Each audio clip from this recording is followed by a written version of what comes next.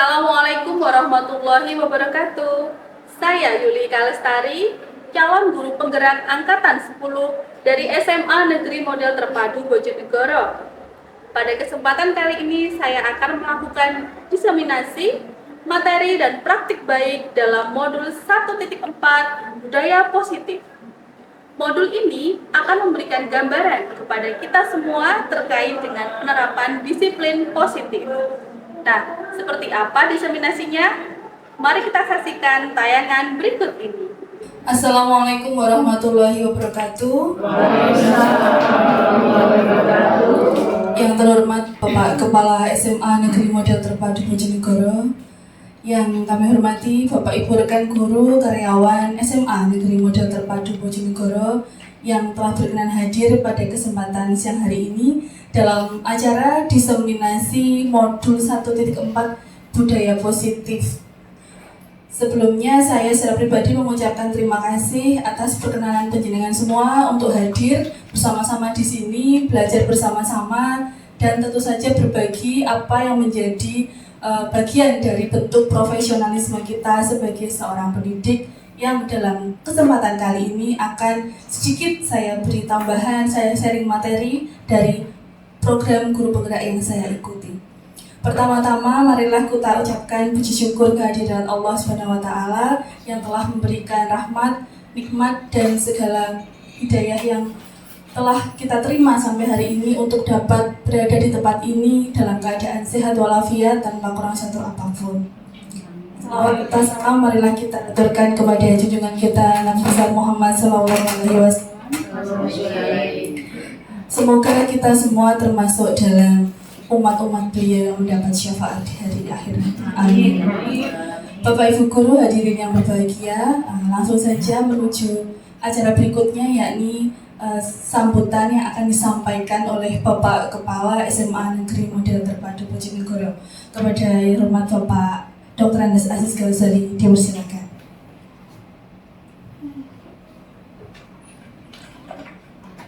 Assalamualaikum warahmatullahi wabarakatuh. Waalaikumsalam warahmatullahi wabarakatuh.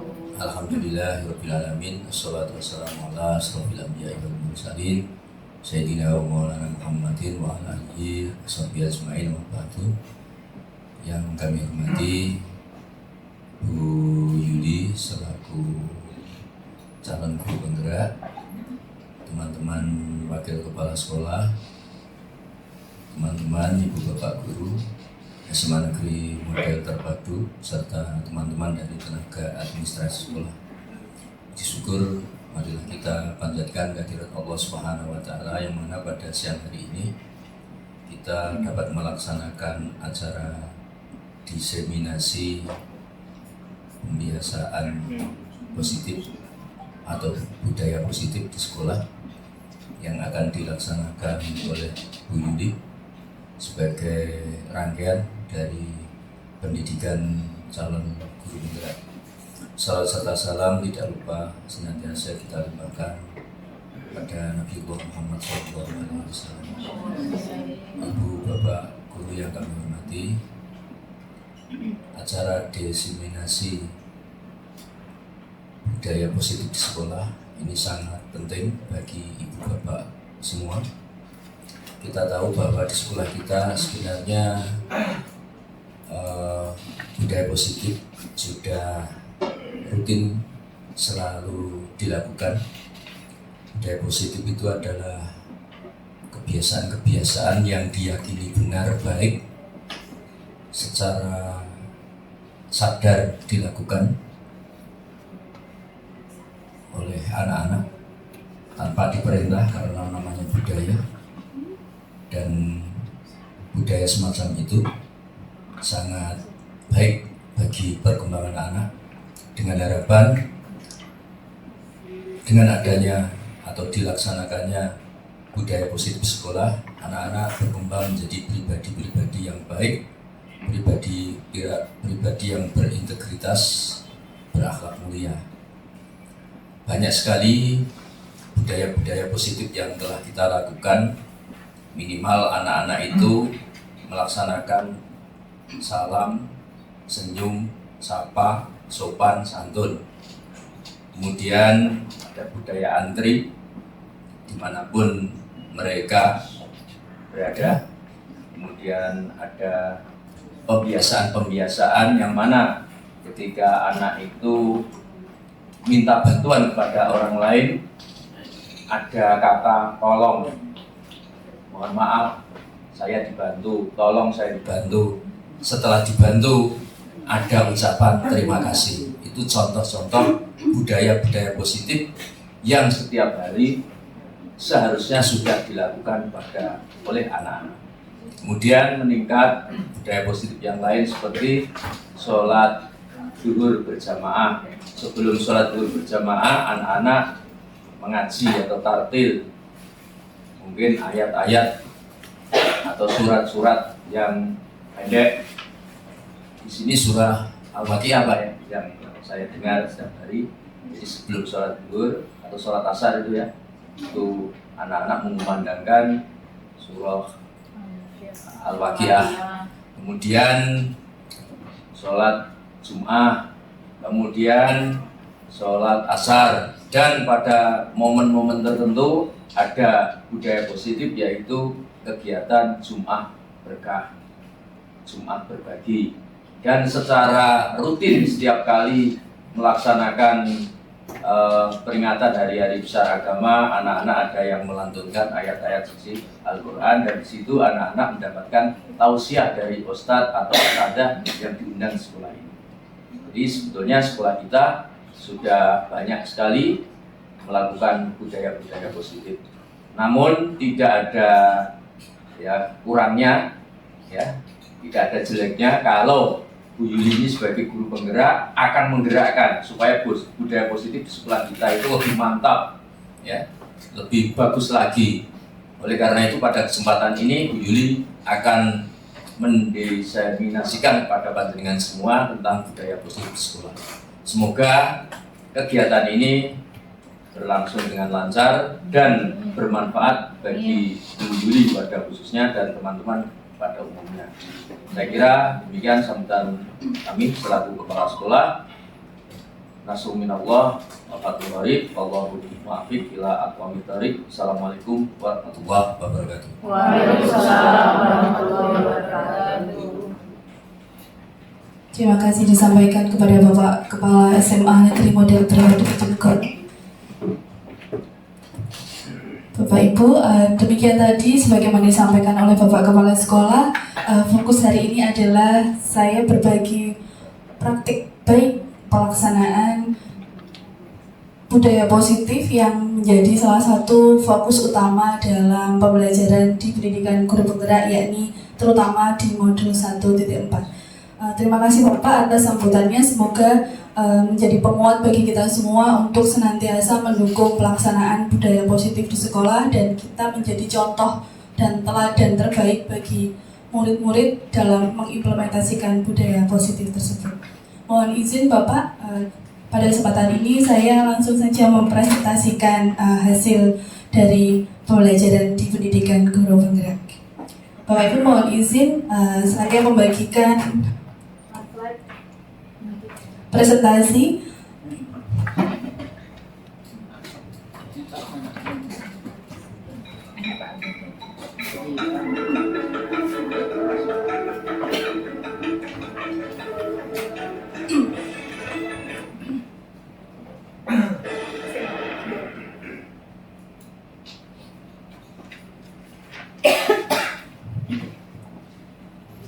Baik, berikutnya Bapak Ibu, di sini saya sebagai salah satu junior. Nah, karena di sekolah kita sudah banyak sekali para seniornya, Bapak Ibu yang telah lulus dalam pendidikan guru penggerak, yang saya yakin di sini saya nanti mohon banyak masukan, banyak sharing balik dari penjenengan semua. Nah, di modul 1.4 atau yang membahas tentang budaya positif ini pada intinya adalah suatu pembelajaran kepada kita semua sebagai seorang guru, sebagai pemrakarsa perubahan di sebuah lingkup pendidikan untuk bisa setidaknya memantik atau menguatkan kembali budaya-budaya positif yang sudah ada agar semakin tebal, semakin bisa berdampak kepada siswa, kepada kita dan satuan pendidikan. Oke. Apa sajakah inti dari konsep budaya positif? Yang pertama adalah kita perlu adanya perubahan paradigma belajar. Nah, belajar kita yang hanya berpusat pada guru, nah setidaknya kali ini kita harus melihat murid sebagai subjek dalam proses pembelajaran itu sendiri. Maka seringkali disebut dalam sebuah istilah yang populer dalam pendidikan guru penggerak adalah semua harus berpihak kepada murid.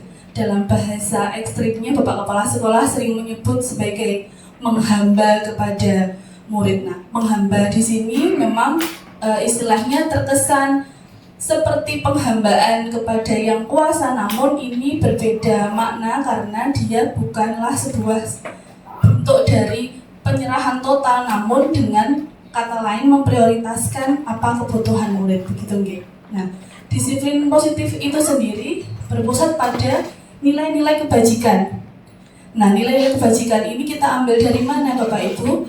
Kita sebagai seorang guru, ketika panjenengan semua menempuh pendidikan sebagai seorang guru, ketika di bangku perguruan tinggi tentu telah menyadari bahwa guru atau satuan pendidikan adalah pusat penyemaian nilai-nilai kebajikan. Nah, nilai-nilai ini dari mana asalnya? Kita sebagai guru bisa mengambil nilai-nilai ini dari berbagai sumber.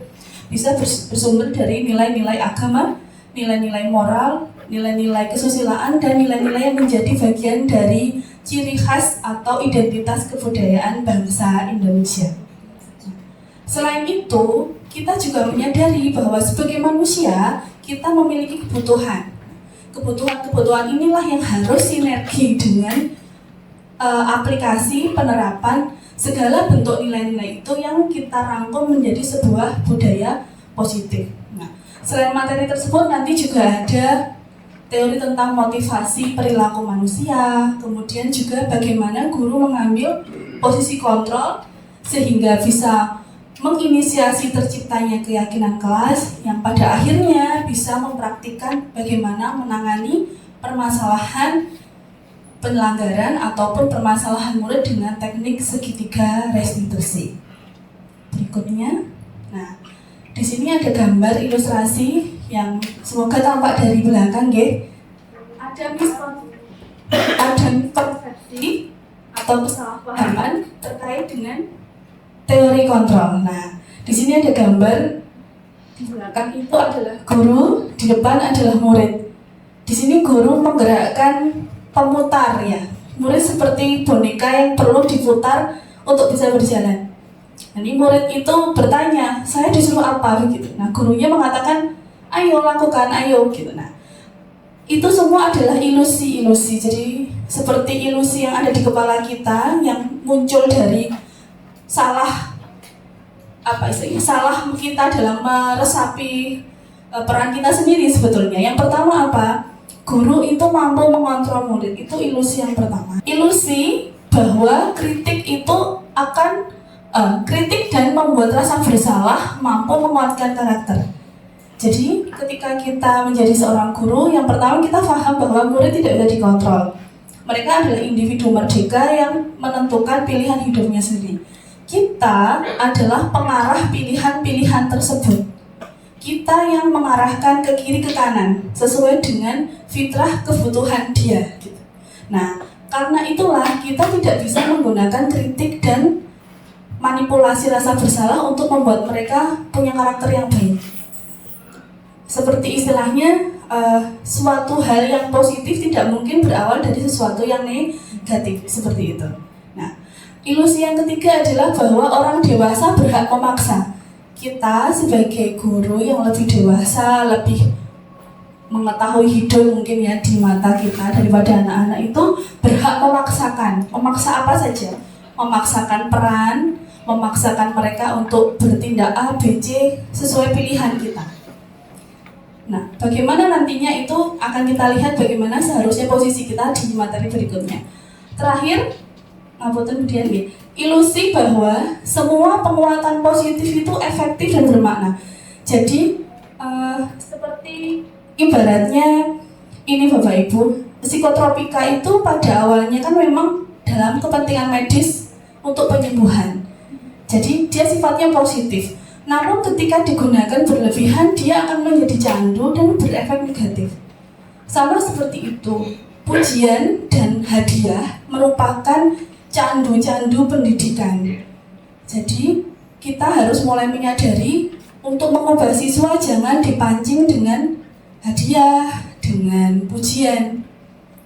Bukan berarti tidak diperbolehkan, tapi sebaiknya dengan terencana, artinya tidak dalam konteks untuk menjadi istilahnya pancingan yang akan menodai tujuan utama belajar itu sendiri. Jadi sifatnya bukan untuk terus-menerus membuat anak ini termotivasi demi suatu hal misalnya. Kalau di pembelajaran dengan sistem apapun yang berupa apresiasi ini sebetulnya tidak efektif. Dengan banyak-banyakan skor, banyak-banyakan bintang itu 1-2 kali boleh, tapi tidak untuk seterusnya karena dia jadi candu begitu. Jadi kita harus bijaksana dalam mengelola pujian dan reward atau hadiah. Berikutnya, mohon maaf bila tidak begitu jelas nih. Ada teori pendidikan kita kan berawal dari teori stimulus respon nih Bapak Ibu. Jadi apa yang menjadi pemancing atau pemantik akan mendapatkan respon dari itu semua. Nah, ini berlawan dengan teori kontrol. Adapun teori stimulus respon itu biasanya punya beberapa poin-poin utama seperti ini. Yang pertama misalnya bahwa kebutuhan kita itu sama. Kita sebagai guru atau murid itu sama. Anak butuh belajar. Guru perlu menyampaikan materi. Ini kita membuat generalisasi. Padahal kan tidak. Di kelas kita ada anak yang hari itu sedang capek karena semalam mungkin ibunya di rumah sakit gitu, menunggu sampai pagi. Jadi kebutuhan anak itu tentu berbeda. Nah, ada anak yang juga mungkin seperti kita tahu kita punya siswa disabilitas. Jelas-jelas dia punya kebutuhan yang berbeda. Kedua, teori stimulus respon menempatkan semua orang melihat dengan perspektif yang sama. Suatu masalah bisa dilihat berbeda perspektifnya. Oleh karena itu, perlu teori kontrol untuk menyikapi suatu masalah dengan pendekatan yang berbeda pula. Yang ketiga, kita mencoba mengubah orang agar berpandangan sama dengan kita. Ini juga tidak bijaksana karena sebetulnya teorinya bukan siapa yang paling dominan pandangannya diakui. Begitu nih. Dalam konteks kebinekaan kita, Bhinneka Tunggal Ika, keberagaman pandangan itu adalah fitrah kekayaan yang juga harus kita rayakan di level pendidikan kita. Jadi perbedaan apapun di kelas, pandangan kita, pandangan siswa terhadap suatu hal, materi yang kita sampaikan misalnya, itu juga bagian dari fitrah itu sendiri. Baik, berikutnya perilaku buruk dilihat sebagai suatu kesalahan. Siswa terlambat, siswa membolos, ini bukanlah kesalahan. Harusnya kita melihat mengapa dan apa tujuan dari perilaku itu dilakukan oleh siswa. Maka sebetulnya sejalan dengan prinsip-prinsip agama yang kita pahami bahwa hendaknya kita tidak memiliki pikiran negatif ya terhadap orang lain. Jadi husnuzon itu adalah kunci begitu. Berikutnya, orang lain bisa mengontrol saya. Nah, sebetulnya tidak. Seperti tadi teori kontrolnya hanya diri sendiri yang bisa mengontrol. Keputusan itu murni dari diri sendiri. Begitu juga siswa. Kita berharap siswa duduk di kelas, belajar dengan kita, beraktivitas itu bukan karena takut, bukan karena kalau tidak datang ke kelas, tidak masuk kelas nanti Boyoli jewer misalnya. Bukan begitu, tapi dia sadar betul bahwa dia punya kontrol diri untuk belajar bersama di kelas karena membutuhkan, karena merasa perlu berproses dalam pendidikan ini. Berikutnya saya potong karena ini sama seperti kontrol, kebalikannya bahwa kita tidak bisa mengontrol orang lain. Berikutnya adalah pemaksaan ada saat bujukan gagal. Bila kita membujuk siswa itu terus gagal, biasanya maka yang keluar kursif ya, maksa, menekan. Nah, harusnya seperti apa? Kolaborasi dan konsensus, artinya berarti kita perlu pelibatan pihak-pihak yang memang perlu mengambil tindakan terhadap suatu peristiwa pelanggaran kedisiplinan misalnya begitu. Jadi perlu konsensus atau penyepakatan bersama dan kolaborasi dengan pihak. Di sini tentu yang pertama kita terfikirkan oleh dengan rekan sejawat, guru BK, orang tua, atau bahkan seperti yang sudah kita lakukan di level sekolah kita Bapak Ibu, praktisi atau expert atau ahli yang bisa menangani permasalahan-permasalahan psikologis atau permasalahan-permasalahan yang memang perlu penanganan khusus. Terakhir ini, kita dan siswa tidak boleh menjadi pihak yang selalu berposisi siapa menang, siapa kalah. Karena hakikatnya harus menang dua-duanya. Maksudnya, kepentingan siswa harus menang, kepentingan kita juga harus menang. Kita harus mendahulukan proses belajar sepanjang hayat dan dimenangkan di kelas kita. Sekaligus fitrah mereka, minat mereka, hobi mereka, kesukaan mereka itu bisa kita menangkan melalui pembelajaran yang kita lakukan. Jadi menang di sini dua-duanya menang, bukan guru memaksakan menang karena Bu Yuli sukanya menyuruh siswa membaca puisi dari buku paket. Siswa yang kurang suka jadi merasa kalah karena saya yang menang, Bu Yuli yang menang. Jadi itu yang tidak ideal di Bapak Ibu. Jadi harapannya pendidikan adalah meletakkan kedua kepentingan pendidikan, yaitu guru dan murid sebagai pemenang di dalam kelas itu sendiri.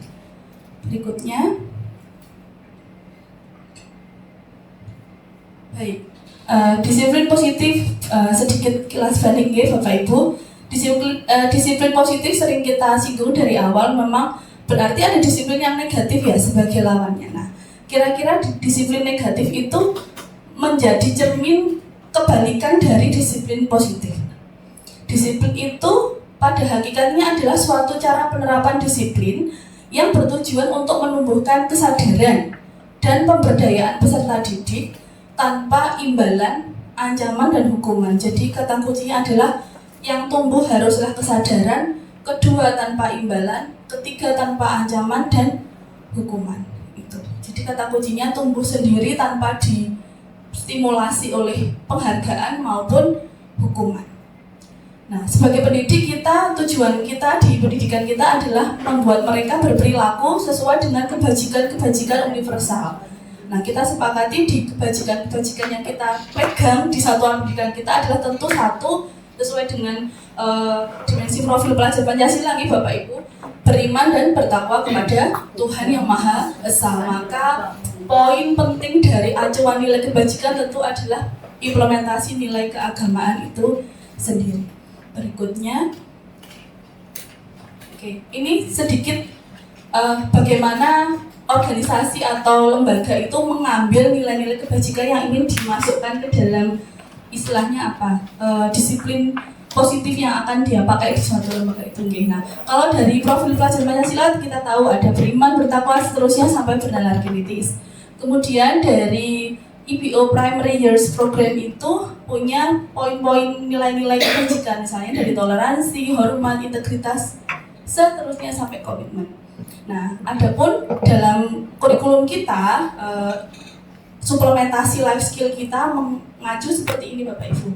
Ada nilai-nilai dapat dipercaya, lurus hati, terus pendengar yang aktif, tidak merendahkan orang lain, dan memberikan terbaik dari dirinya atau versi terbaik dirinya. Jadi ini adalah sedikit bentuk review nilai-nilai kebajikan yang ada di sekitar kita. Nah, inilah nantinya yang akan kita rumuskan sebetulnya sekolah kita itu mau mengusung panji-panji nilai kebajikan apa.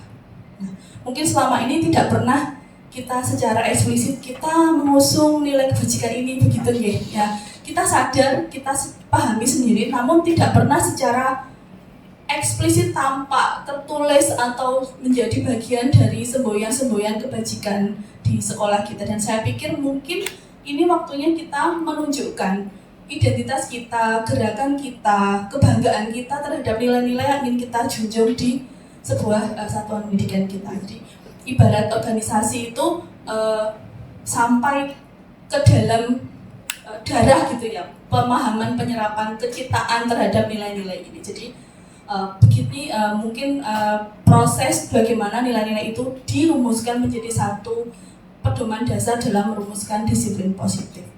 Berikutnya, Bu Dian. Baik, Bapak Ibu, kita manusia sebagai makhluk yang punya kebutuhan itu ada kebutuhan-kebutuhan dasar. Dasar itu berarti pokok yang memang perlu dipenuhi. Nah, kebutuhan dasar itu menjadi suatu tindakan yang bertujuan. Jadi kita makan ada tujuan, kita tidur ada tujuan.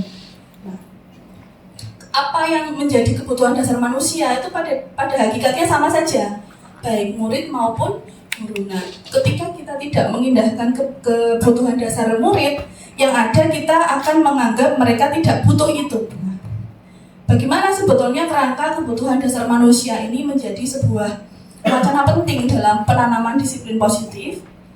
Next, kemudian, ya, ada 5 sebetulnya Bapak Ibu kebutuhan dasar kita semua.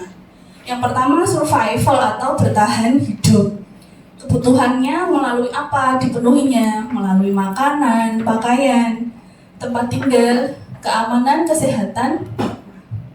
Ini kita kalau tidak terpenuhi itu tidak bisa bertahan hidup. Berikutnya kasih sayang dan rasa diterima. Ini kita itu perlu merasa diterima oleh lingkungan, mendapatkan kasih sayang atau berimbal balik kasih sayangnya. Termasuk juga memiliki pasangan hidup, ini termasuk kebutuhan nomor 2 gitu. Nah, jadi salah satu motivasi kita semua ya, salah satunya. Meskipun bukan satu-satunya, nah, tapi saya yakin kebutuhan ini atau diterima, mendapat kasih sayang ini besar artinya bagi kita. Penyemangat juga untuk kita bertindak sehari-hari. Kasih sayang. Baik. Nah, begitu juga murid Bapak Ibu. Murid kita tuh juga memerlukan kasih sayang. Maka wajar di usia-usia remaja, gejolak permasalahannya adalah berputar-putar pada urusan kasih sayang, ya seperti itu. Ketiga, kebutuhan untuk penguasaan terhadap harga diri kita, dianggap sebagai pemimpin, ingin diakui, ingin didengar, ingin dianggap berkontribusi begitu. Buktinya apa kita butuh penguasaan? Monggo dilihat profil WhatsApp-nya masing-masing.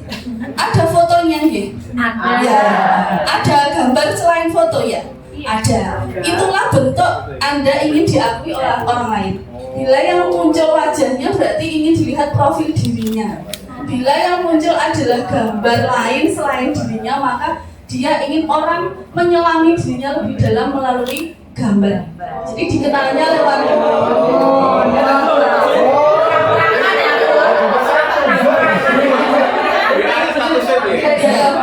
karena bagi atlet yang paling berharga punggung Pak Punggung ya, ada nomor punggungnya, betul sekali.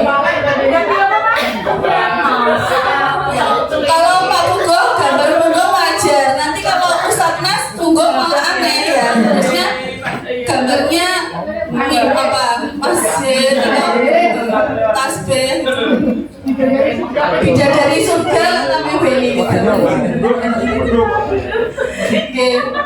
Ini kita sebagai manusia gitu. Yang keempat, kebebasan. Kita itu ingin bebas. Dengan bagaimana? Mandiri, memiliki pilihan mencoba hal baru dan mengendalikan arah dirinya. Jadi kita tuh di satu sisi punya dualisme, ya ingin diatur, ya ingin bebas. Ingin bebasnya dalam bentuk apa? Terhadap dirinya sendiri, memilih apa yang disukai. Termasuk hari ini penjenengan bajunya berbeda-beda, walaupun nah kan ini bebas dalam memilih diferensiasi. Tapi di hari Senin kita juga ingin diatur, makanya bajunya sama, seragamnya sama. Jadi manusia itu punya dualisme sikap gitu. Ya ingin bebas, ya ingin diatur. Yang paling baik bagaimana mengelola itu tidak saling dimenangkan salah satunya begitu gitu. Iya, seimbang.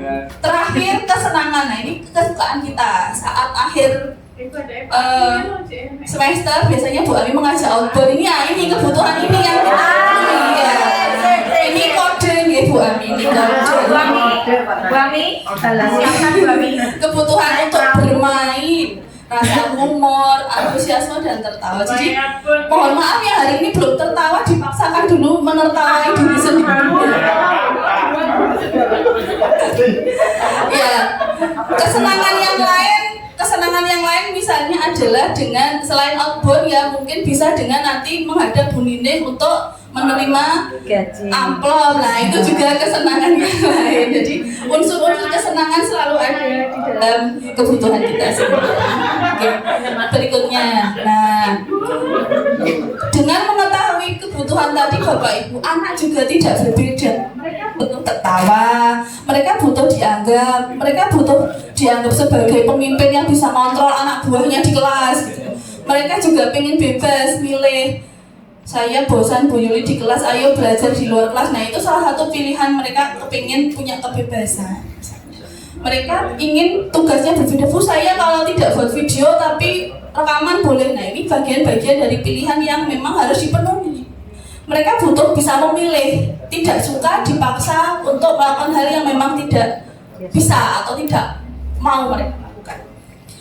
Bapak Ibu, kita sering terjebak pada hukuman. Nah, dalam konsep pendidikan yang mengacu pada pembelajaran disiplin positif dalam paradigma pendidikan merdeka atau kemerdekaan belajar seperti sekarang ini, kita punya tiga terminologi yang harus kita pahami bersama. Hukuman versus konsekuensi, yang mana itu harus melalui proses adanya restitusi. Kita pada level yang pertama, kita sering melakukan ini tanpa kita sadari, yaitu hukuman. Yang pertama, pasti hukuman itu ciri-cirinya tidak terencana, spontan. Suatu ketika mungkin saya ditabrak oleh siswa yang terburu-buru jebret gitu, saya bawa jajan saya jatuh. Saya lihat anak itu tidak memakai sepatu. Yang terlintas di kepala saya adalah pasti saya mengomentari sepatunya, ayo push up. Nah, hukuman adalah reaksi spontan terhadap pelanggaran.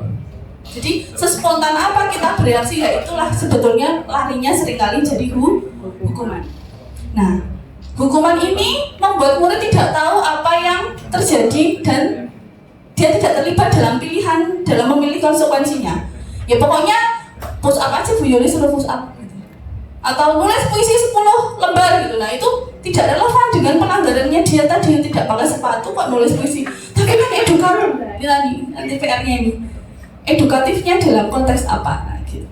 Bersifat satu arah, artinya penyuruh pelaksana gitu ya. Jelas, bukan pemberi saran, perespon, pembuat keputusan bersama terhadap konsekuensi gitu. Next adalah berupa hukuman fisik atau psikis biasanya Bapak Ibu. Jadi kalau fisiknya kalau tidak relevan terhadap pelanggarannya ya fisik saja. Contohnya kalau dia terlambat di kelas saya, maka saya suruh dia untuk melapuk kaca jendela gitu ya, itu tidak relevan terhadap pelanggarannya. Atau justru psikis, disuruh berdiri di depan kelas gitu, itu adalah tekanan psikis ya. Jadi semua orang menyaksikan dia sedang mendapatkan hukuman. Bagaimana dengan konsekuensi? Konsekuensi adalah kebalikannya. Dia terencana dan disepakati. Murid merasa tetap nyaman terhadap konsekuensi tersebut dan dia paham betul bahwa itu merupakan hal yang dia harus lakukan karena bagian dari apa yang tidak dia lakukan, jadi tidak bisa dia lakukan atau pelanggaran yang dilakukan. Guru selalu memonitor dan korelasi terhadap pelanggarannya jelas. Sifatnya bagaimanapun pendidikan itu adalah menumbuh kembangkan bakat, minat, potensi begitu nggih. Nah, maka harusnya konsekuensi juga menumbuh kembangkan dalam konteks pendidikan. Bukan secara umum saja misalnya. Contoh jika di mapel contohnya misalnya mapel olahraga ya, ketika ada pelanggaran siswa yang terlambat masuk jam pelajaran olahraga, maka boleh melakukan bukan aktivitas yang sifatnya fisik karena memang relevan dengan pelajaran tersebut. Tapi kalau pelajarannya di kelas saya kan kalau saya minta dia push up kan tidak relevan. Nah, seperti itulah Bapak Ibu gambar gampangnya gitu. Nah, restitusi itu sendiri, nah di sini kita sebut sebagai proses bagaimana dia mengetahui cara memperbaiki kesalahan. Ketika ibaratnya seperti ini, ketika anak membawa satu buah vas bunga, kemudian dia menjatuhkannya, dia harus tahu cara mengembalikan vas tadi seperti apa. Apakah dilem atau beli baru atau bagaimana? Dia harus paham, bukan melakukan hal yang lain tapi vasnya tetap pecah. Jadi fase ini harus benar dulu, harus ikut diperbaiki oleh si anak. Anak ini harus berproses dalam menentukan apa yang harus saya lakukan karena saya salah tadi. Nah, inilah yang disebut sebagai kolaborasi. Anak-anak menentukan solusi terhadap pilihannya. Tapi ini yang berat justru peran guru. Karena seolah-olah siswa diberi pilihan untuk melakukan apa. Kalau kita tidak bisa mengontrol atau tidak memegang benang merah restitusinya atau sedikit kendor saja atau sedikit tergoda untuk melakukan hukuman, maka jadi gagal. Kita akan lari ke hukuman lagi. Jadi nggak bisa lagi restitusi. Ingat, Bu, jangan gini saja ya, Bu. Pak, saya mau ini. Nah, ini bukan melahirkan generasi negosiasi gitu, Bapak. Bukan, tapi mereka didudukkan untuk memahami bahwa semua hal mengandung konsekuensi logis dan konsekuensi ini bertujuan menjadi bagian dari pembangunan karakter dirinya. Next, nah baik, kita sering menganggap kita itu paling bagus kalau jadi temannya murid gitu, Bapak Ibu gitu. Indikator teman itu kadang-kadang ya jalan-jalan bareng gitu, nongkrong dengan murid mungkin. Ada lagi menopong gitu biasanya, anak-anak biasanya kalau dengan guru itu yang sering itu mabar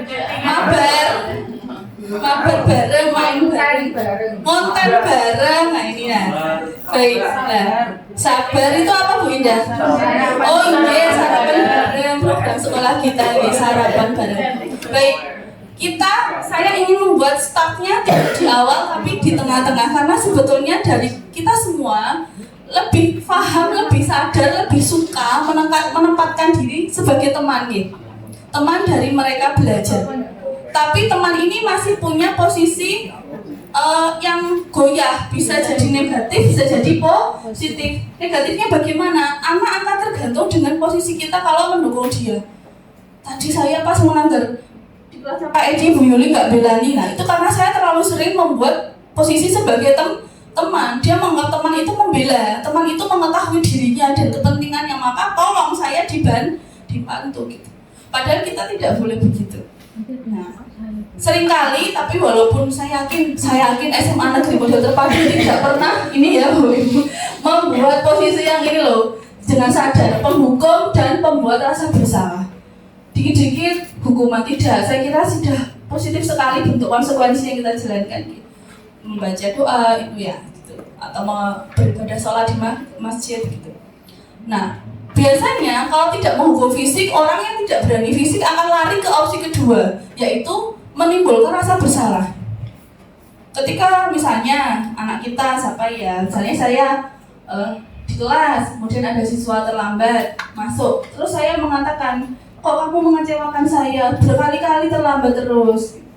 Itu tidak boleh, karena dia hanya melihat, oh Bu Yuli kecewa, sehingga itu salah saya. Jadi ini yang disebut dengan penumbuh rasa bersalah. Atau begini, ayo dikerjakan PR-nya, atau jangan sampai ulangan nanti kalau Pak Malik lewat saya dimarahi. Nah ini adalah penumbuh rasa bersalah kepada siswa. Mereka menganggap bahwa kalau saya berisik, nanti Bu Yuli dimarahi karena Pak Malik pasti marah dengan Bu Yuli. Nah ini penumbuh rasa betul, memanipulasi perasaan siswa. Jadi manipulator tidak baik. Begitu juga saya pikir ini dalam konteks kita sebagai manusia nih Bapak Ibu, kita tentu tidak ingin menjadi pribadi yang manipulatif terhadap rekan kerja atau orang lain. Nah sebagai teman tadi saya posisikan sebetulnya dia mendukung, namun teman kan tidak punya posisi untuk mengarahkan yang baik biasanya. Maka kita jangan terjebak pada posisi ini, kita harus naik kelas. Kemana naik kelasnya? Ke posisi pemantau. Pemantau itu berarti supervisor, yang namanya supervisor itu seperti CCTV yang bisa melihat dia kemana-mana atau ngapain saja. Bukan berarti dia harus kita lihat dari bangun tidur sampai tidur lagi, bukan. Dalam konteks pendidikan di sekolah, dalam penanaman karakter baik, terutama di mapel kita masing-masing saja, kita jadi supervisor yang andal. Anak ini sudahkah menyadari pentingnya konsekuensi yang dia buat, yang dia lakukan? Sudah selaraskah konsekuensi yang saya buat dilakukan tidak dengan dia? Nah, pemantau ini biasanya pasti, dan manajer ini pasti memerlukan kolaborasi. Siapa? Saya nggak mungkin sendirian, saya akan nitip ke Bu Yaniar, ngajar anak ini enggak Bu Yaniar. Kenapa Bu Yuli? Saya tadi itu begini, saya suruh begini sebagai konsekuensi. Tolong ya, sambil saya dibantu mungkin dia punya progres yang lain di kelasnya Bu Yana. Sumber-sumber informasi itulah yang kita jadikan bentuk kolaborasi. Nah, syukur-syukur bila misalnya guru BK bila ada pelanggaran yang memang levelnya mungkin perlu penanganan lebih serius lagi. Jadi kolaborasi di sini juga bisa dengan orang tua. Kita kan sering ya Bapak Ibu Bu Fitri terutama yang saya lihat bahkan sampai menelpon orang tua untuk mengkomunikasikan apa yang terjadi di sekolah. Jadi seperti itu. Berikutnya contoh nggih. Ini tadi kalimat-kalimat contoh. Kalau penghukum itu hormat pada bendera selama 1 jam. Ini termasuk analogi yang lain Bapak Ibu. Apapun lah yang fisik, yang sifatnya kursif memaksa. Kemudian pembuat merasa bersalah. Kalimatnya begini, berapa kali saya harus memberitahu kamu itu membuat saya kecewa. Kamu itu tidak menghargai saya, nah seperti itu misalnya. Next, kalau jadi teman, aduh mohon maaf ini sedikit terpindah tadi ya. Oke, seperti ini kalau teman, ayo dong ikuti aturan sekolah, bantu bapak ibu ya. Sekali ini saja, nggak apa-apa nanti jangan begini lagi. Ini teman kan minta kompromi antar teman. Lah yang ini kamu sudah melanggar peraturan, kamu tahu kan konsekuensinya. Nah, kalau upacara kamu beli atributnya di koperasi, jangan diulangi lagi karena dia nggak pakai atribut. Jadi kita beri pilihan untuk memperbaiki kesalahannya misalnya karena atributnya tidak lengkap, kita beri solusi atau diminta untuk langsung membeli di koperasi. Yang terakhir, pemantau dan manajer. Jadi manajer itu gabungan dari upaya-upaya memposisikan supaya peran pemantau berhasil.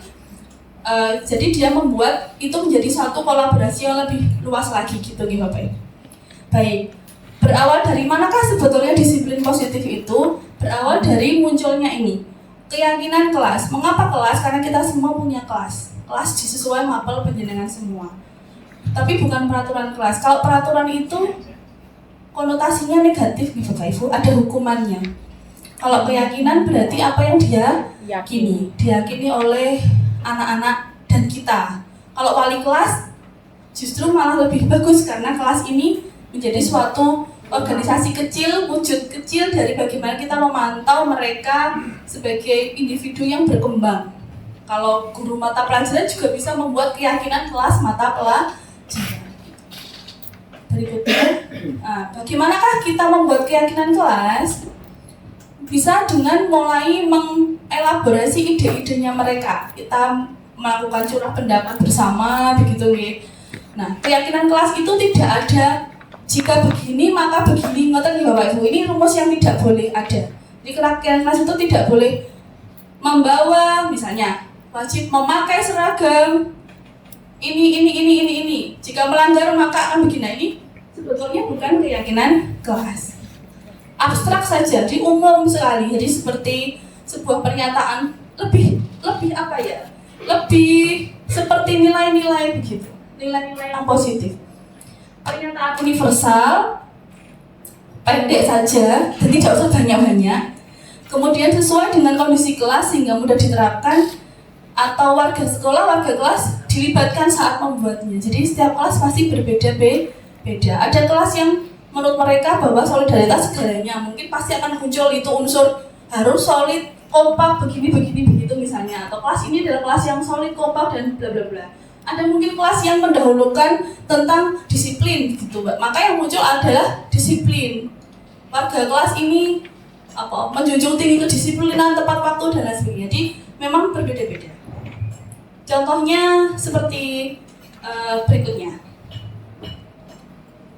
Oke, ini saya memberi contoh di kelas saya. Ini meskipun sebetulnya anak-anak belum terbiasa nih Bapak Ibu untuk diminta membuat keyakinan kelas. Jadi ini saya beri contoh sedikit dari yang dirumuskan di kelas kami. Kelas saya kelas 11-3 Dextroyer. Ada keyakinannya ada 3. Kami meyakini bahwa cinta dan toleransi adalah kebaikan yang harus diutamakan. Ketika ditanya kenapa toleransi, karena kelas 11-3 cukup beragam. Ada agama yang non-muslim dan disabilitas. Jadi itu penting menurut mereka. Toleransi itu penting, cinta katanya mereka itu juga penting. Yang kedua, kami meyakini bahwa memilih kelas artinya menjalin persahabatan terbaik dan bertanggung jawab. Jadi karena menurut mereka ya persahabatan itu sering muncul kalau ditanya di ininya anak-anak itu waktu curah pendapatnya. Jadi persahabatan dan bertanggung jawab. Yang ketiga, kejujuran adalah fondasi membangun kelas yang kuat seperti layaknya keluarga. Kami meyakini bahwa semua dapat berbuat salah, tetapi belajar dari kesalahan adalah yang utama. Jadi di sini kalau ada pelanggaran di kelas, semua melihatnya ini sebagai sesuatu yang wajar, tapi harus juga segera diperbaiki. Jadi semua orang bisa berbuat salah, tetapi belajar dari kesalahan adalah hal yang utama. Ini sedikit contoh. Meski tidak ideal, saya yakin pasti jenengan semua punya banyak ide-ide keyakinan kelas yang lebih menyeluruh begitu. Berikutnya, nah restitusi tadi disebut berkali-kali, kayak ini segitiga apa ya?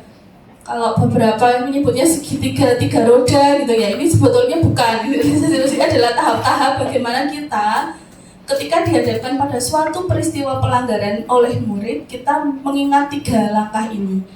Dia sepertinya proses dialog, maka kenapa kok harus berdialog? Ya memang restitusi meminta dialog. Begitu Bapak Ibu.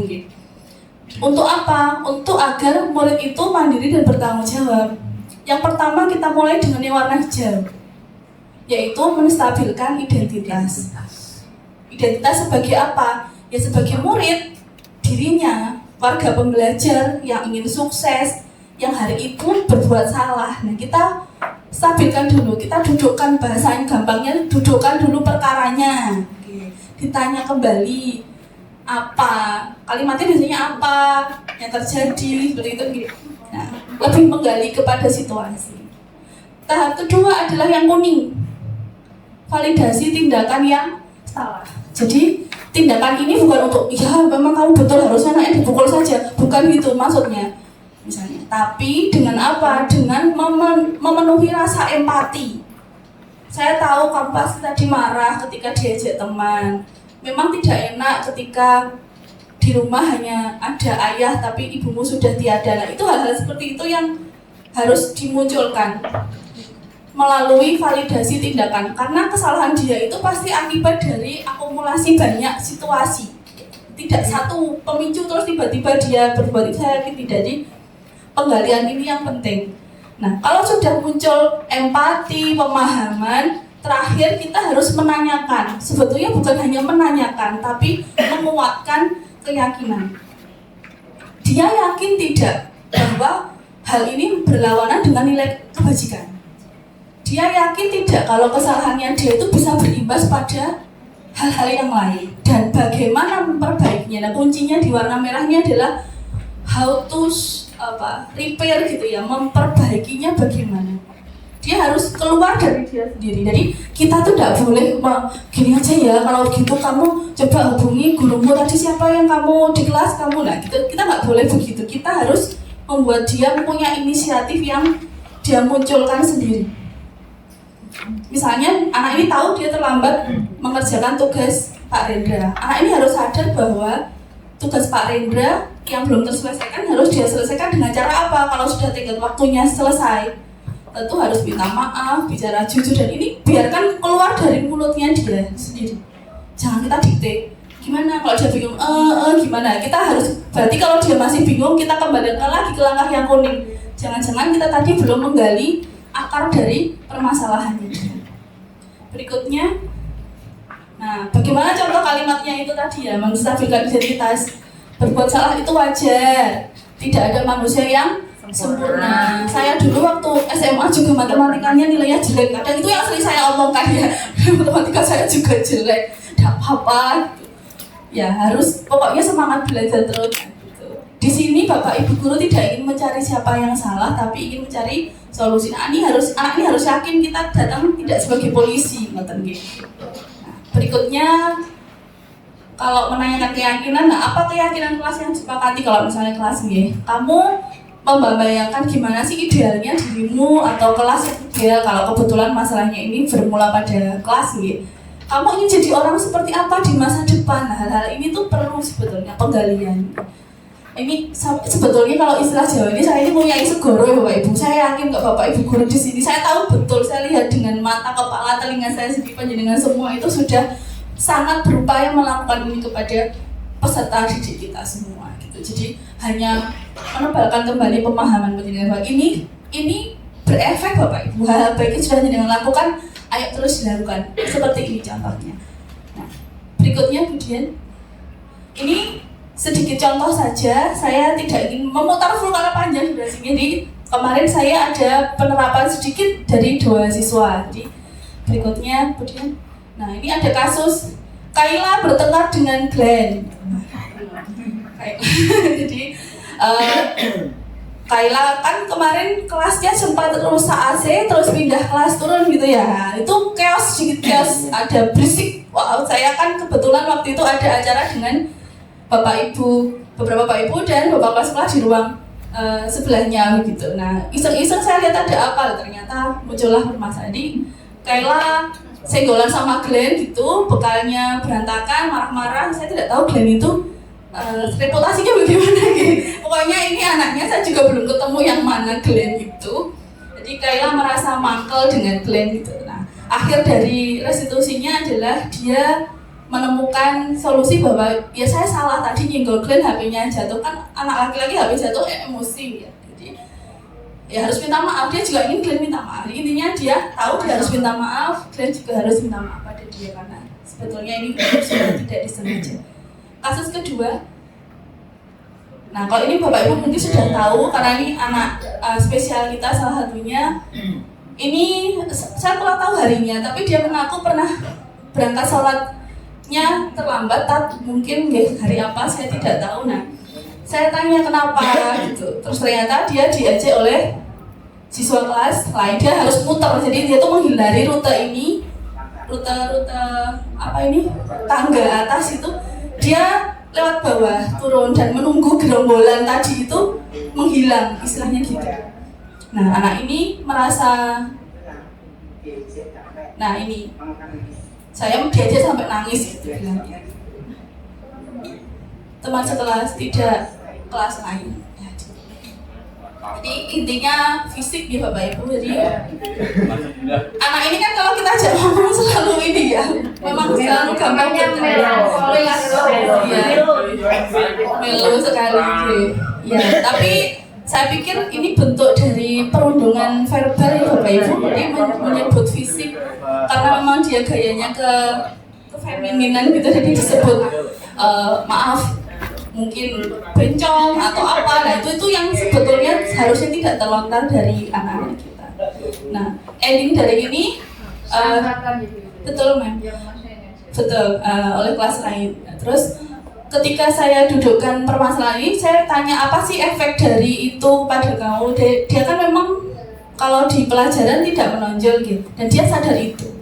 Dia tidak pandai di eksak, dia juga bilang itu. Tadi akhir dari restitusi dia menemukan cara, belum tahu, semoga sudah segera dilakukan, akan menghubungi Bapak Ibu guru yang dia rasa nilainya tidak baik untuk meminta penjelasan tambahan atau tugas tambahan gitu. Karena dia tidak cukup pandai di mata pelajaran eksakta. Boleh saya skip Bapak Ibu, ini durasinya panjang. Oke, next mawon kemudian ini skenario dialognya tadi. Oke, ini yang penting. Intinya sebetulnya ini Bapak Ibu. Bagaimana dengan sekolah kita? Apakah sekolah kita adalah sekolah yang berbudaya positif?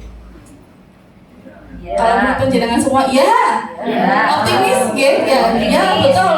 Sekolah kita adalah sekolah dengan budaya positif yang sudah mulai bertumbuh, bukan sama sekali tidak ada, ya betul sekali. Jadi dengan banyaknya program-program pembiasaan positif, saya bisa mengatakan sekolah kita adalah sekolah yang berani merintis budaya positif dengan menjadi suatu program yang terencana, terlaksana, dan terevaluasi dengan konsisten. Berikutnya, apa yang telah dan selalu harus kita bangun? Panjenengan semua adalah guru, harus menjadi teladan. Ya, berperilaku sesuai kode etik. Contohnya di situ hadir tepat waktu, memakai seragam sesuai peraturan dan rapi, bersahabat dengan siswa, menerapkan 5S. Guru juga harus sebagai pengontrol budaya positif ini dengan cara apa? Berkomunikasi, berkolaborasi dengan siswa dalam pengawasan pelaksanaan budaya. Jadi menolong teman, membersihkan kelas, Jumat bersih kita, Bapak Ibu. Jadi itu yang sebetulnya sedikit-sedikit yang sudah banyak berefek kepada anak didik kita. Kita boleh percaya diri karena di luar sana saya pikir animo masyarakat dan kepercayaan terhadap sekolah kita makin meningkat. Indikatornya apa? Monggo dilihat, sejak PPDB dibuka pengambilan PIN, banyak sekali masyarakat yang hadir, bertanya, memanfaatkan fasilitas pengambilan PIN verifikasi, dan banyak yang ditolak, gitu. Ya, jadi indikatornya itu dulu. Animo masyarakat terhadap kita sudah meningkat, kepercayaan mereka juga sudah terbentuk, sehingga kita boleh berpositif diri untuk melangkah lebih jauh lagi gitu. Program ini bukan hanya sekedar untuk kita, mungkin kita perlu membuat lompatan lagi yang lebih besar. Bagaimanakah sebuah disiplin positif itu bisa muncul yang berawal dari keyakinan sekolah? Saya sebut keyakinan sekolah, kalau kelas kan lingkup kecil gitu. Berawal dari visi. Visi kita adalah unggul, budi pekerti, prestasi, dan berwawasan global dalam ipteks berlandaskan IMTA. Ingat, pondasinya adalah IMTA. Maka tidak heran itu juga harus menjadi tetap prioritas. Program-program pembiasaan positif IMTA itu jadi tekanan khusus di sekolah kita. Nah, keyakinan sekolah harus muncul jadi apa? Peraturan sekolah harus berubah wujud menjadi sebuah daftar konsekuensi-konsekuensi yang memang sifatnya membangun budaya positif. Bagaimana dengan guru dan karyawan? Tentu harus ada kode etik guru dan karyawan dengan berlandaskan budaya positif. Nah, kemudian wujud dari itu semua akan melahirkan sekolah impian, yang mana dalam level kecil akan menjadi keyakinan-keyakinan kelas. Akhirnya muncullah sekolah dengan budaya positif yang sudah melembaga dan berkembang. Bukan lagi tahap tumbuh, tapi sudah berkembang. Nah, baik, tadi sudah disampaikan Bapak Kepala Sekolah, ya, persis seperti yang beliau sampaikan, budaya-budaya positif yang sudah kita lakukan itu banyak Bapak Ibu, mulai dari rutin pembinaan keagamaan, jadwal olahraga rutin, Jumat sehat, ada Jumat berbagi, ada Jumat bersih. Karena bagaimanapun ini adalah kebiasaan yang nggak boleh kita hilangkan. Kalaupun ada kendala, nah itu kita harus evaluasi. Mungkin perlu kolaborasi yang lebih banyak. Mungkin PJ-nya harus melibatkan anak, gitu nggih. Mungkin waktunya bukan hanya Jumat saja. Kalau mungkin Jumat terlalu pendek atau bagaimana, itulah pentingnya evaluasi. Berikutnya ada juga yang bukan hanya Jumat tadi nggih, kita juga punya pameran karya, kita punya budaya senyum, salam, sapa, sopan dan santun. Dan penerapan konsekuensi yang sudah bertahap kita lakukan dengan melakukan revisi-revisi terhadap peraturan yang sifatnya pemaksaan dan penekanan. Terbukti dengan adanya tumpukan Al-Quran di meja piket itu Bapak Ibu, jangan dikira itu hanya benda mati. Saya pernah lihat sendiri ada wali siswa ketika mengantarkan surat itu bertanya, ini apa? Ini Al-Quran untuk apa? Beliau bertanya. Waktu itu saya lupa siapa yang piket. Pokoknya beliau menjawab, nanti kalau anak terlambat itu biasanya kita membaca Al-Quran, gitu saja. Oh iya, beliau langsung manggut-manggut terus pergi. Saya pikir manggut-manggutnya juga bukan cuma berarti manggut-manggut, tapi manggut-manggut ini adalah setuju dalam hati atau mengapresiasi. Itu. Baik, nah kalau tadi 5S, nah saya punya pemikiran ini Bapak Ibu, ini adalah sharing pemahaman dari saya. Jadi sebuah tawaran pemikiran. Jadi kalau 5S saya tambahi S-nya agak banyak biar semakin dingin, namanya 7S atau F itu. Tambahin maknya. Iya. Bisa dia bawakan. Saya kira sayang Tambah sayang ya harusnya. Insya Allah betul. Iklannya. Senyum, salam, sapa, sayang gitu Pak ya. Sayang. Sah. Ini yang paling ditunggu-tunggu itu sayang dan sah ternyata. Sah. 9S jadinya. Oke. Wah, ini seru sekali ini harus berkembang idenya ya. Jadi 9S, sayang dan sah. Intermezzo ya. Untuk next CDP baik. Jadi indikatornya kan senyum, salam, sapa. Ini saya coba membuat indikator. Jadi frekuensinya harus meningkat. Anak-anak yang wajahnya ceria, anak-anak yang mengucapkan salam dan menyapa. Karena anak-anak kita simpangan kelas 11 10 itu seperti orang nggak kenal gitu. Atau mikir kelas 10 lewat gitu. Terus saya tanya, terus kenapa boleh kelas 10 lewat? Ya enggak apa-apa Bu, tapi kan artinya ada apa-apa walaupun jawabannya enggak apa-apa. Itu belum membiasakan diri mereka. Kalau kepada Bapak Ibu guru mungkin mereka ada unsur takut, segan, tapi kalau dengan rekan atau adik kelas itu belum tampak Bapak Ibu. Menyapa dengan percakapan yang sopan. Berikutnya, maaf saya ulangi lagi nih, santun, betul kemudian nih. Santun itu perilaku yang beradab, bermoral, jadi penghormatan terhadap kita orang tua, termasuk juga kebersihan sekolah itu juga bagian dari kesantunan. Berikutnya semangat, kan tadi S-nya saya tambahi semangat dan sukses. Mereka semangat untuk apa? Ini karena kalau 5S kan tidak tampak di KBM nih Bapak Ibu. Jadi satu mikir 5S ini biar muncul di KBM harus unsurnya apa ya yang muncul ya? Semangat dalam apa? Belajar, berprestasi dan berkontribusi positif di sekolah. Nah, ending dari semangat itu harus menghasilkan apa? Sukses. Mereka harus sukses dengan apa? Punya capaian prestasi, baik akademik maupun non-akademik. Oke, kita harus mulai dari sekarang segala bentuk budaya positif tadi Bapak Ibu nggih. Kalau dari S itu tadi ya berarti kita memberi contoh penerapannya, kita ikut memantau dan terakhir mengevaluasi. Oke, saya ada sedikit game. Saya kirim di grup nggih, monggo panjenengan mainkan. Nanti yang skornya tertinggi saya beri hadiah. Iya. Rekreasi makan gratis. Sebentar. Mana ya saya nyimpennya sih? Saya sudah terakhir soal. Tidak boleh mengambil. Waktu pengerjaannya di sini timernya. Bu bisa keluarkan timer atau Bu Dian mau di timer nggih? Saya mau kirim bunga di SMAN. Jangan diklik dulu nggih. Yes ya. Oke. Ayo. Oke, Bu Dian yang ngitung ya waktunya. Oke. Pak jenengan timer waktunya pengerjaannya 5 menit. Oh, kali 5 menit, 2 menit. Jadi, kita mulai belum Bu? Dian yang ngasih abang nggih, mohon bantuan Bu Dian. Oke, 2 menit. Ayo buka yuk. Kuis sudah ada ya? Yang mana? Klik. Diklik loh. Dewo, kamu sudah diklik loh. Kuis, jadi kuis, aja diklik malah dibocok. Belum, ayo. Jangan melihat di sini ibu. Oh, udah bisa. Biasa aja.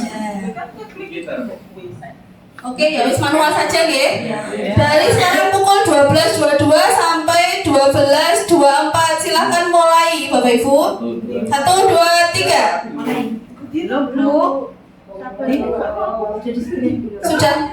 Sudah saya kirim. Ya Bu. Sudah muncul nggih? Ya. Mulai. Kuis itu Bu. Nggih, ini. Nanti muncul skornya di sini. Lo kok nggak bisa? Lemot Pak. Coba. Oh, saya.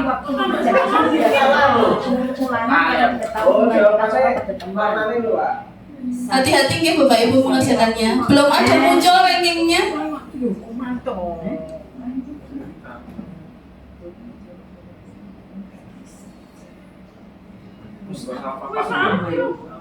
Soalnya hanya 8. Salah terus aku. Aku gak salah. Ini anak apa? Pemahaman ini bukan rasa bersalah. Ada yang keliru nggih? Ya. Keluar Pak Sis gamenya betul. Oh, mungkin lama ini Bapak. Kan bisa bikin ibu guru kejar aku, ibu guru kejar aku, kasih sayang kan? jangan keras-keras Bu Fitri nanti dicontek. Salah itu. Alumni guru penggerak betul kabeh. Masa oleh puji. Iya. Kalau guru penggerak. Ya. Kasih jalan. Masya Allah. Voucher masuk tempat wisata pantai selatan gratis. Masuknya berangkatnya ditanggung sendiri. Sampun Bapak Ibu, ini saya lihat skornya siapa yang muncul gitu. Aku wes sih kira biu salah papan gitu. Bentar Mem.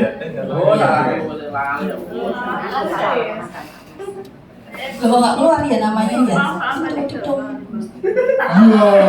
Salah piro?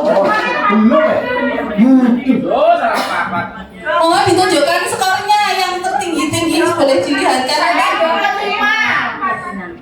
Mohon dilihat yang betul 8 ada. Yang tertinggi nanti. Soalnya 9 Mem ya? 9. Oh 9 nggih. Kita jadi orang melu. 9, ada yang benar 9 Bapak Ibu, monggo ditunjukkan layarnya ke saya. 9, 4,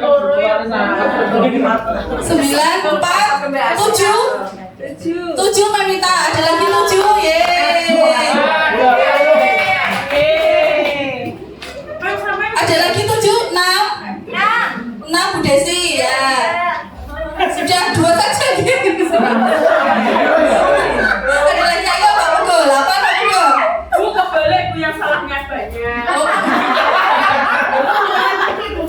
Oh oke, usul yang bagus Mbak Wina. Bisa iki. Untuk biji saya. Bagaimana gamenya? Ada yang skornya 8. Paling banyak berapa nggih? 5 berapa orang? 5? Lumayan, ini KKM-nya 5 Bapak Ibu. Kawan Pak, paling 6. Dengan Bu Desi yang bermatematika ini janjian ini berarti. Oke. Bu Fitri sudah selesai belum? Baik. Bapak Ibu, oke, nanti di belakang ya Mem ya saya beri hadiahnya ya Mem. Terima kasih Bu Mamita sudah jadi top scorer kita hari ini ya. Tepuk tangan ya. Itu akibat yang berpikir otaknya 2 ya Mem. Kalau kita otaknya 1 berpikir 2 ya mikir. Ya, saya kurang tahu kok dari leaderboardnya enggak keluar ini ya. Ada 3 yang nulis di leaderboard. Iya Mem ya, harusnya muncul di jenengan semua ini. Di saya kok malah enggak muncul. Oke, sudah nggih. Sampun dipenutup Bapak Ibu. Jadi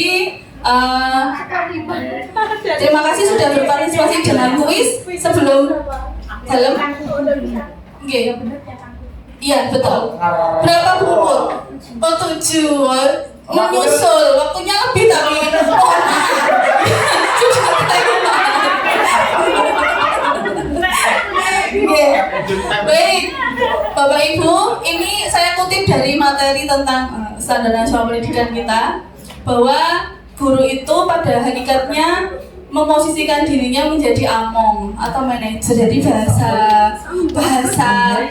permennya, bahasa pemerintahan kita di pendidikan itu menyebut manajer itu adalah among yang menuntun murid-muridnya menjadi insan yang mandiri, merdeka dan bertanggung jawab. Baik, demikian sesi presentasi. Berikutnya langsung mawon ke sesi tanya jawab. Nggih, ingkang mau menanyakan. Siapa ke? Nggih. Berapa ini? Angkat tangan dulu nggih. 1, 2, 1, 2, 3. Coba. Bu PBI, Pak Pugo, Pak Nas, Bu Umay sama Bu Yaya sudah ya, sudah. Nanti saya bingung jawabnya. Monggo bertanya ke depan. Siapa dulu nggih? PBI dulu. Mikrofonnya tadi. Ya, oh iya baik. Nggih. Semoga terdengar nggih suaranya. Semoga.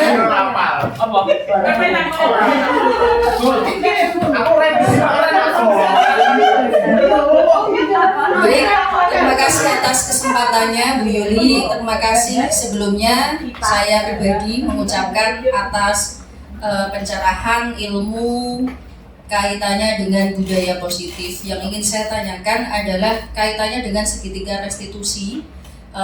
Pengalaman saya pribadi, mungkin saya belum mengenal istilah itu, tapi insya Allah sudah melakukan. Namun begini,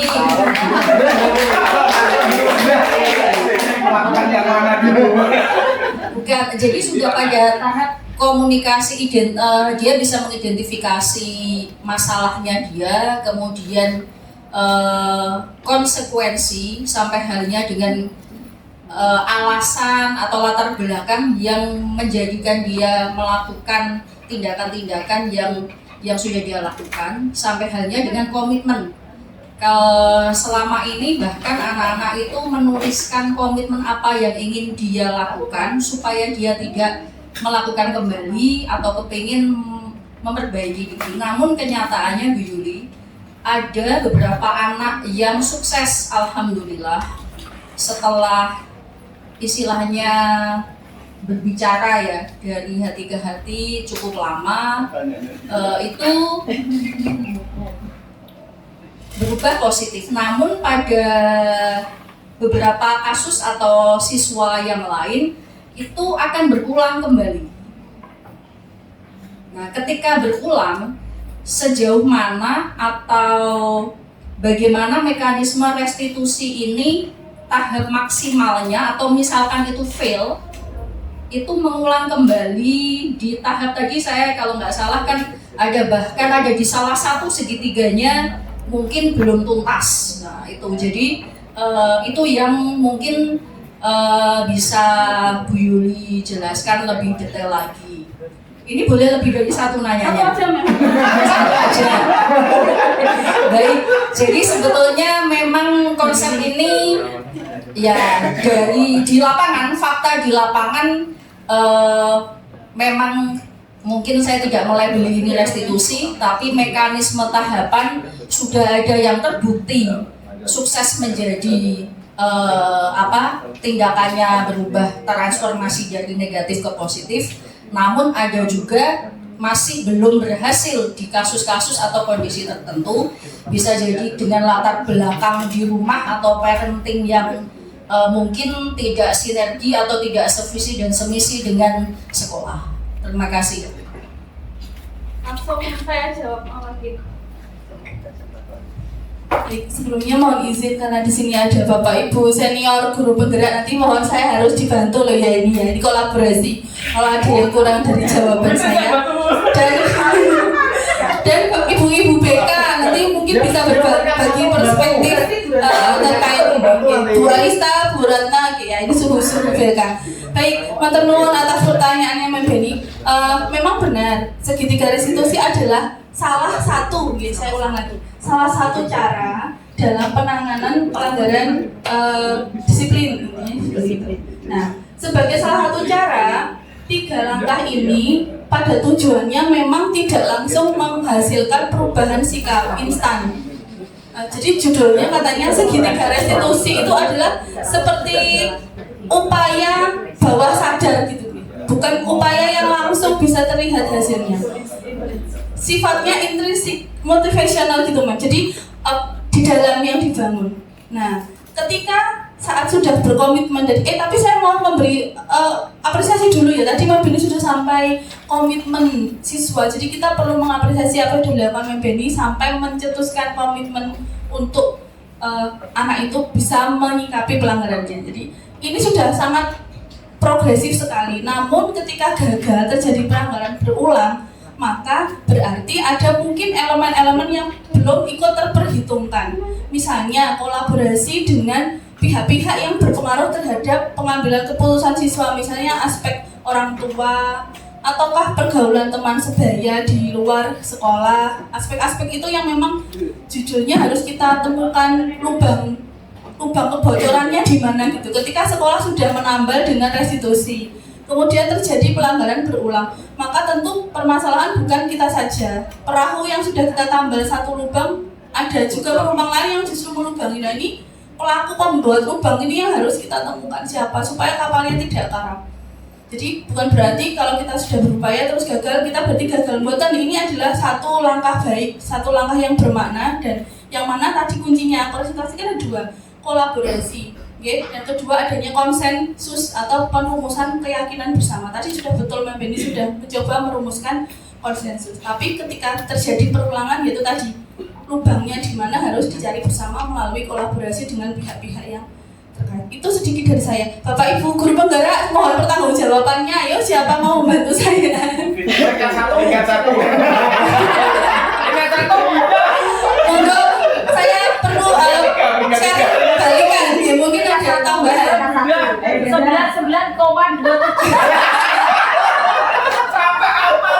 Ya Allah. Oke. Anda, Bu Fitri, atau Bu Ratna, mungkin ada lain buatan ya, ini sepengemahaman saya di Bapak Ibu. Jadi memang saya juga masih belajar, belum juga sangat ahli mengaplikasikannya, juga sangat masih harus ngerepek bahasa saya begitu.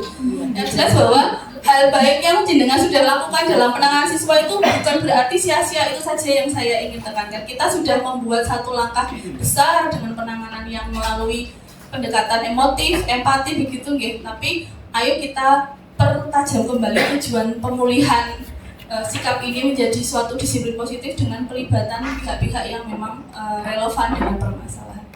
Penanya kedua saya persilahkan Pak Hukum yang masih di depan. Mohon maaf Ustaz Nas. Calon. Terima kasih. Saya dulu tadi ya. Calon angkatan 15.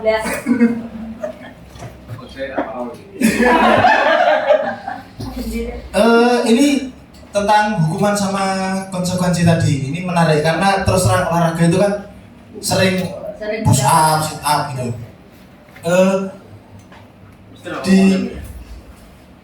Di dalam pembelajaran itu kan biasanya hukuman fisik kalau olahraga dilihatnya kan umum. Sedangkan tadi Bu Yuli yang memperbolehkan itu adalah konsekuensi. Nah itu bagaimana Bu Yuli untuk membedakan antara hukuman sama konsekuensi? Karena kalau dulu ini terkenal SMT itu sekolah militer terpadu. Iya, karena sedikit-sedikit push up, sedikit-sedikit sit up, sedikit-sedikit lari. Gitu. Tapi dia sih sekolah menyita terpadu. Oke, mungkin itu pertanyaan dari saya. Terima kasih. Aduh, pertanyaannya level doktoral ini. Gimana jawabnya saya? Oke, baik, izin menjawab. Baik, Pak Hugo, iya betul. Guru olahraga sering jadi kambing hitam atas munculnya hukuman di sekolah gitu. Karena biasanya orang menyamaratakan, loh kok lari, kan nggak boleh lari. Oh kok push up, kan nggak boleh push up. Boten. Jadi konsepnya adalah tentang yang pertama tadi itu adalah korelasi dari kesalahan dan konsekuensi. Ketika korelasi tidak terbentuk, maka jangan disebut konsekuensi. Kontekstualisasi terhadap permasalahan itu penting. Jadi kita harus membuka hati. Tadi husnudon tadi loh ya Bapak Ibu. Pertama husnudon dulu. Oke, kenapa ini pelanggaran terjadi? Jadi biar tidak emosi memberi hukuman. Kan tadi definisinya adalah hukuman itu reaksi spontan terhadap kesalahan. Tadi saya bilang ketemu anak nggak pakai sepatu push up, nah itu spontan. Kalau saya mangkal ditabrak, dilalah nggak pakai sepatu, nah itu spontan. Hukuman pasti spontan, pertimbangannya tidak ada. Sedangkan konsekuensi itu memiliki struktur, memiliki pencapaian dan terukur dan relevansi, korelasi terhadap permasalahan. Kalau Pak Fugo di Kepala Pelajaran Olahraga, monggo kebetulan materinya Mbak Menawi urusannya dengan permainan gitu. Jadi konsekuensinya adalah penguasaan terhadap salah satu indikator pencapaian kompetensi permainan sepak bola misalnya. Apa itu misalnya apa Pak Fugo misalnya? Menendang gitu, ke gawang 2 menit gitu misalnya, harus berkali-kali sampai bisa. Nah, itu relevan. Kalau mapel yang lain disesuaikan, misalnya kalau mapel nopo yang sering terjebak dari hukuman itu fisika Bapak, ketika tidak terlambat hadir di kelas fisika, berarti anak ini harus punya bentuk konsekuensi yang memicu tercapainya capaian pembelajaran di mata pelajaran fisika. Pada konteks lebih khusus malah pada materi yang sedang diajarkan oleh si guru tersebut. Betul dia Bapak. Betul sekali. Kecuali ada upaya-upaya yang digunakan dalam rumus fisika terkait push up tersebut, mungkin masih bisa direlevansikan.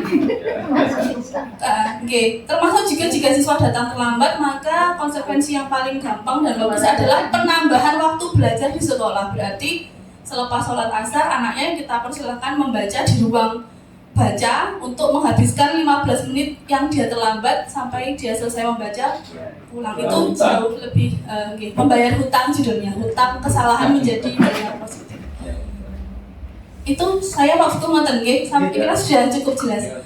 Tadi Bu Umay sama Ustaz Nas, monggo jangan utang Ustaz. Monggo Ustaz nggih. Baik, terima kasih Bu Yuni. Assalamualaikum warahmatullahi wabarakatuh.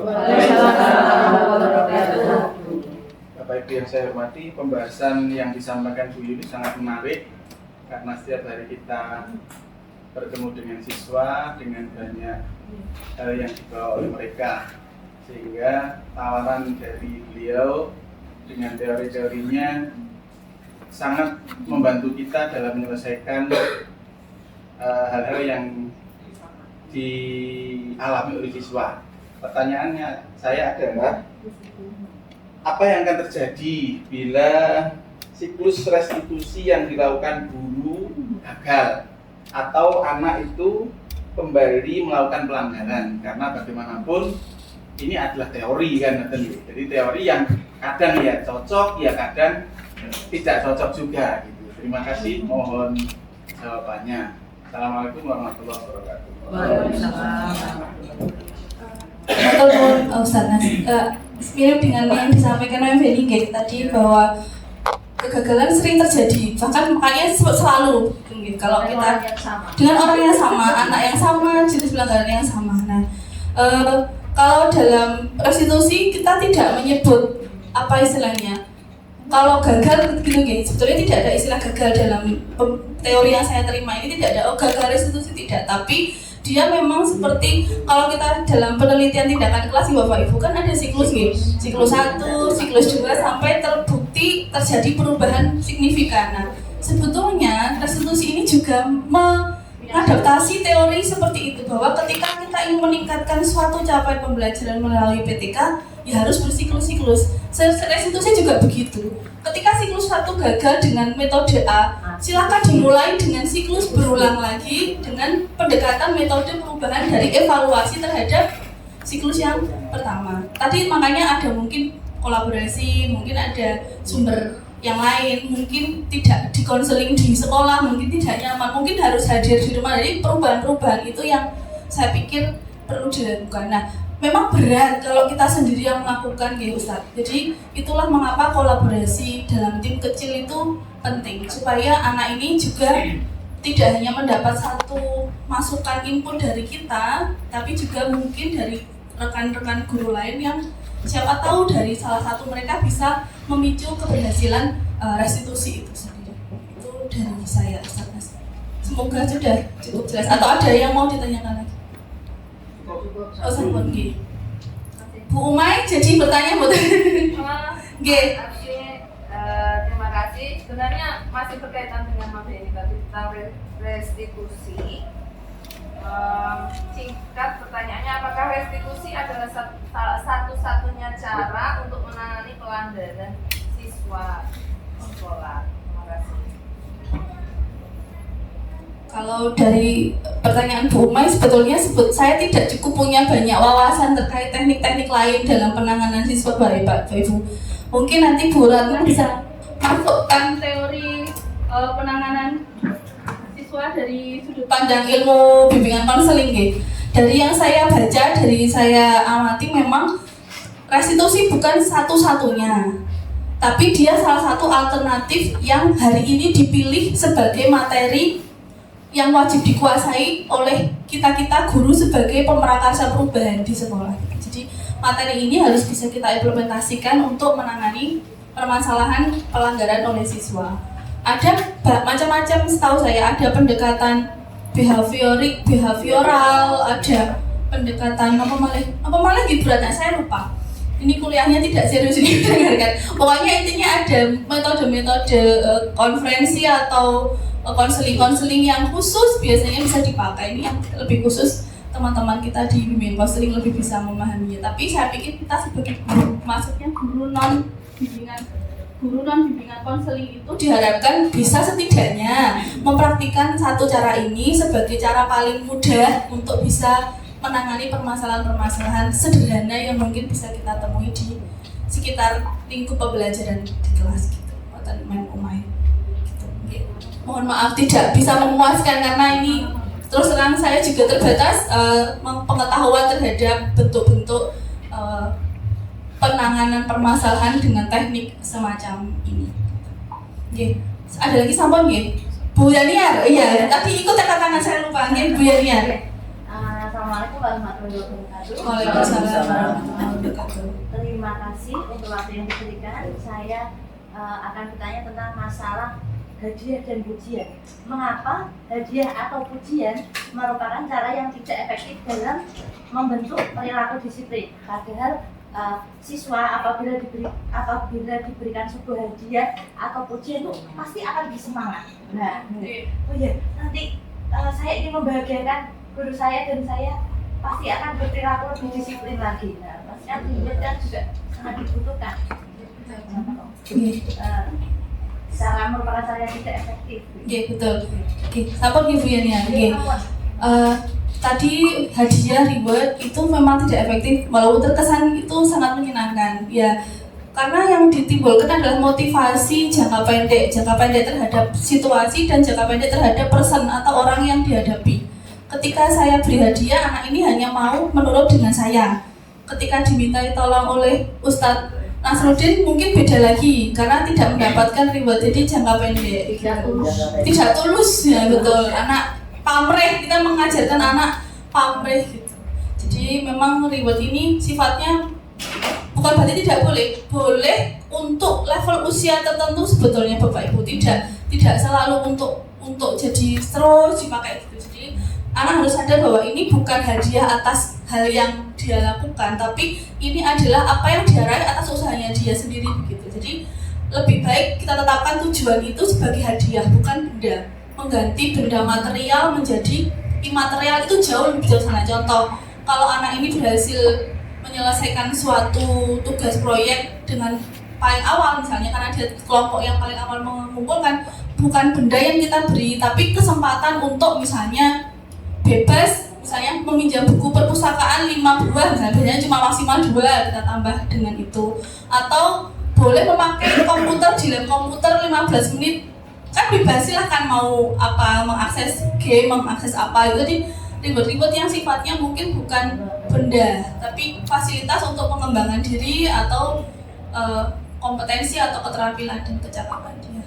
Mungkin itu dari saya, yang mungkin jadi alternatif. Sampun Bapak Ibu. Baik, terima kasih untuk para penanya. Saya ingin mengapresiasi Bapak Ibu penanya dan meminta yang tadi skornya tertinggi, monggo silahkan ke depan. Saya punya sedikit.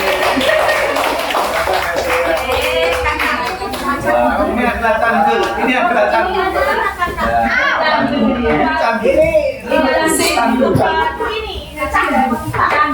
Satu, dua, tiga, empat, lima, enam. Oke, pas 6 orang tadi.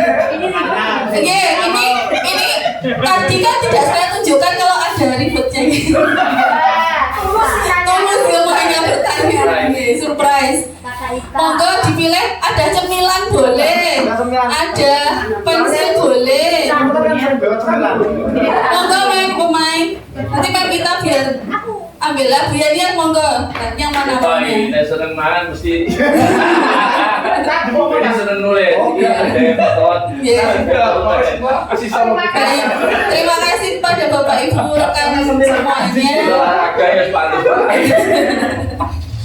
Ya, semoga sedikit yang tadi saya sampaikan bisa membuka kita untuk membuka kesempatan kita untuk naik kelas ya, dari teman menjadi manajer sehingga bisa menerapkan disiplin positif di sekolah kita masing-masing. Seperti tadi nama SPITU itu singkatan dari Excellent Student and Teacher United gitu. Jadi guru yang hebat dan murid yang hebat bersatu menjadi SP2 gitu. Tadi filosofinya begitu. Jadi kita harus bersatu menjadi sesuatu yang kompak, kuat dan menguatkan. Sekaligus saya tutup presentasi hari ini. Mohon maaf sudah mengganggu waktu-waktu berharga penjenengan untuk melayani peserta didik kita di sekolah kita. Terima kasih atas partisipasi. Mohon maaf bila dalam penyampaian, pemanduan materi terdapat kekeliruan, kesalahan. Sekali lagi saya mohon maaf. Terima kasih.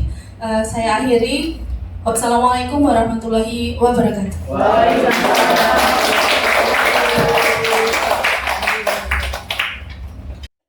Assalamualaikum warahmatullahi wabarakatuh. Saya Indah Kurniasari, guru sosiologi di SMA Negeri Model Terpadu Bojonegoro.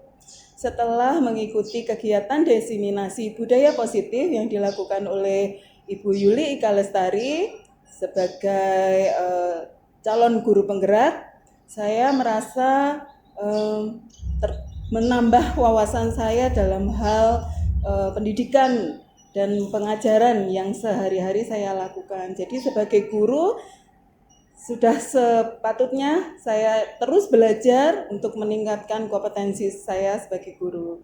Untuk Bu Yuli, semoga di pendidikan guru penggerak ini sukses dan lulus dengan baik. Terima kasih. Assalamualaikum warahmatullahi wabarakatuh. Nama saya Siti Umaya, guru bahasa Inggris di SMAN Model Terpadu.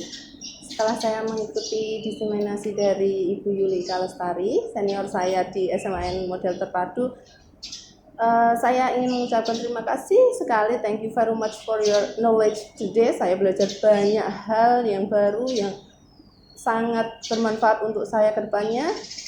Semoga setelah ini saya pun terinspirasi untuk mengikuti CGP seperti Bu Yuli.